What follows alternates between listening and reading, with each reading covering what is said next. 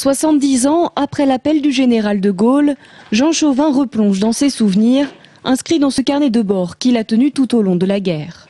Sur ces pages, il a raconté et dessiné l'exode, les bombardements, l'occupation et les restrictions vécues quotidiennement en Touraine.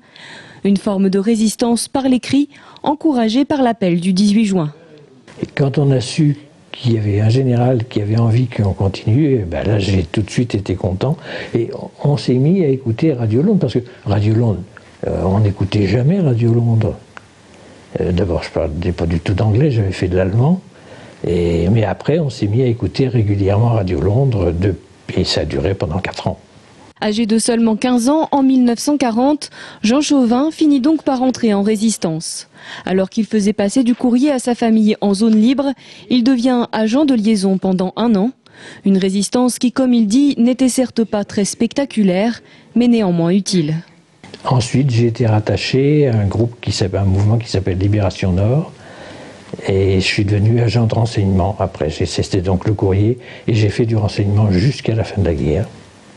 Faire quelque chose contre les Boches, ça c'était essentiel. Voilà.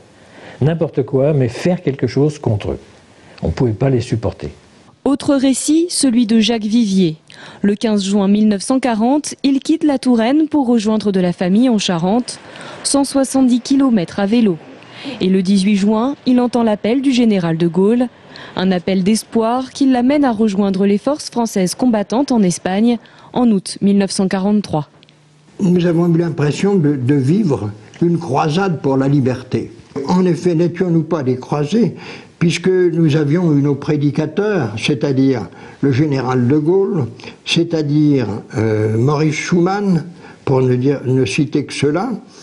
Et puis d'autre part, nous avons porté la croix de Lorraine. Elle a une valeur symbolique très importante, puisqu'elle a réuni des gens de tous bords, de tous les milieux sociaux, et dans un seul but, c'est-à-dire de garder la liberté. Car je crois que c'est ça l'essentiel, c'est la liberté.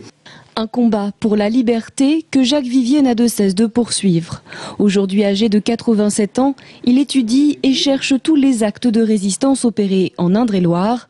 Et c'est à travers des écrits qu'il tente de sceller dans l'histoire les récits de ceux qui un jour se sont levés contre l'occupation.